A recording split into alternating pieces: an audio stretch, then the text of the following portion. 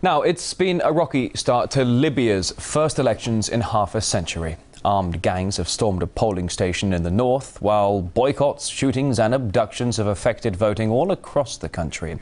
In Benghazi, where last year's uprising began, protesters this morning burned ballot papers and decried the vote as a sham. In all, more than 100 polling stations failed to open. Now, over 3,700 candidates are vying for seats in parliament, are predicted to be dominated by Islamists.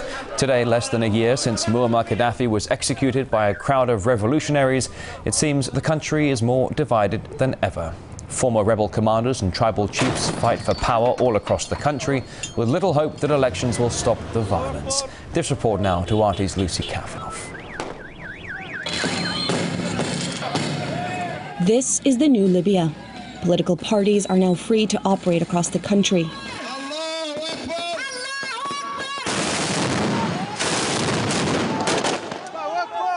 So too are countless armed groups.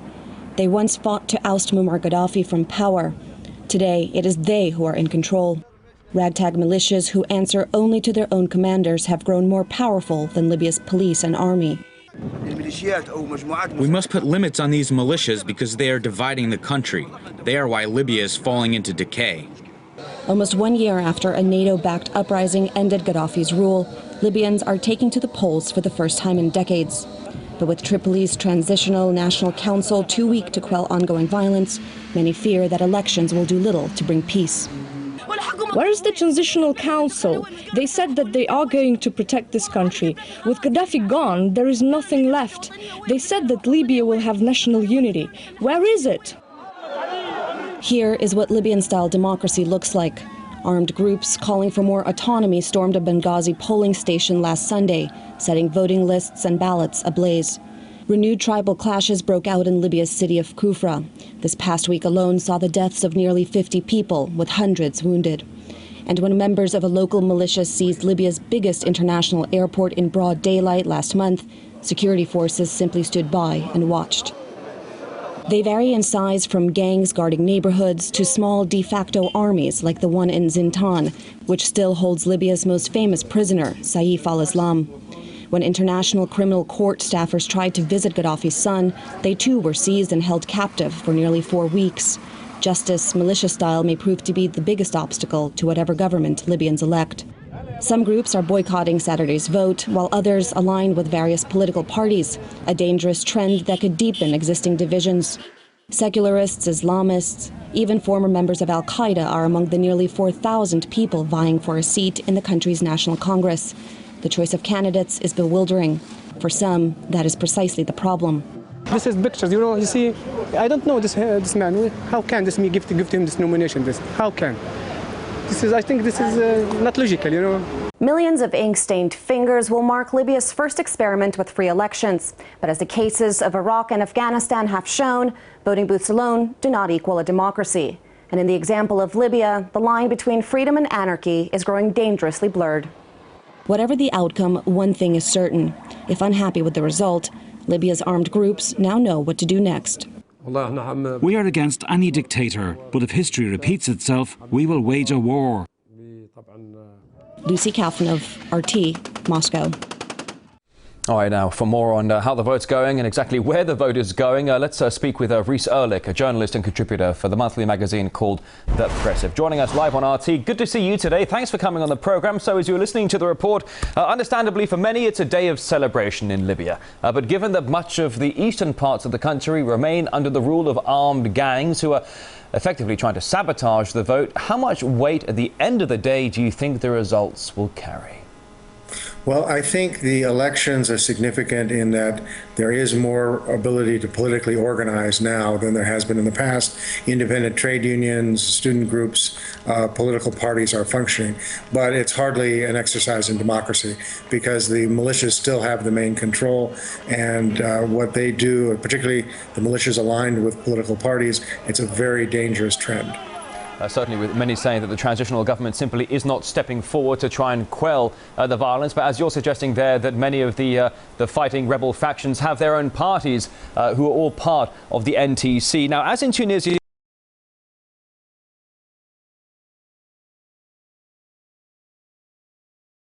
and Egypt, Islamic Spring. Why do you think religious factions are now getting so much support? Well, of course, there's many different factions amongst the Islamist parties, but Libya considered itself an Islamic country even under Muammar Gaddafi. To the extent there was organized opposition, it was often led by the Islamists, and they're trying to capitalize on that. During my trip to Libya, I did not see the extreme kind of Islam that we've seen in some other parts of the Middle East. I think we're going to see, in terms of the election results, some combination of center-right and possibly more rightist Islamist parties winning. Now, it's certainly worth noting here that much of the resistance to this election comes from areas where the uprising against Gaddafi began. Also, those against the election maintain that the revolution has been stolen from them. How do you read into that? Well, the overthrow of Gaddafi has given rise to a autonomy movement, particularly in the eastern part of the country, and that's where some of the most serious violence has taken place. Those forces are not capable of winning elections fairly, so they're disrupting the elections as a response.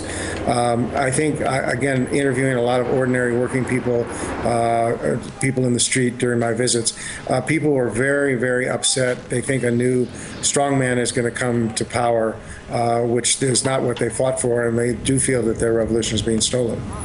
Now, for many, when it comes to considering what needs to happen in Libya, there must be unity. There must be concessions made on every side. But how do you make concessions when you've got armed groups causing trouble, there's a battle for regional power, and many refusing to back down from their own demands? It just seems like such a mixed bag here that at the end of the day, how's anyone going to get a straight result from all of this? Well, it is indeed extremely difficult, and it's not going to change overnight. People have put forward various proposals, for example, to have a weapons buyback program that would exchange weapons for money. But at the end of the day, it's a political solution. If the government has credibility, they can pressure the militias to dissolve.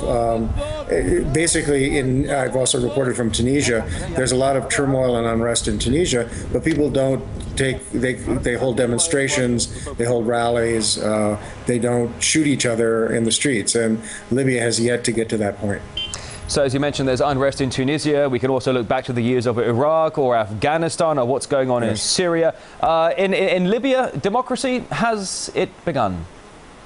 Well, it has begun in the sense that there is greater freedom to organize, and anyone who was on the left, for example, who tried to organize during Gaddafi's era was brutally repressed, as were the Islamists, as were anybody who opposed him. So at least now you have somewhere over 100 newspapers, you have political parties, you have the right to hold rallies. People are holding strikes for the first time from independent trade unions.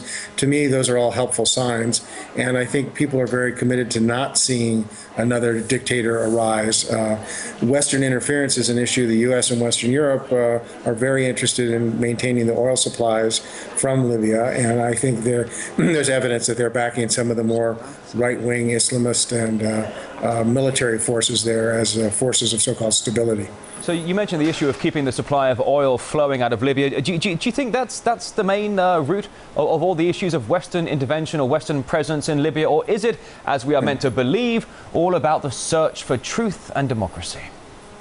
Well, I would be shocked if it was not a search for truth and democracy. Of course it's about oil. Why is the West not intervening in Mali, where you've got a civil war and Islamist forces and a very unstable, dangerous situation? Civilians are being killed, but there's no talk of a Western NATO attack on Mali. Mali doesn't have oil. Libya provides its main exports to Italy, after that to Germany, Britain, and some of the countries that were thumping the loudest for military intervention are the ones who get their oil from Libya. So I think there's no question that geopolitical positioning between Tunisia and Egypt, it's a critical area, as well as the oil, were key factors and had very little to do with democracy.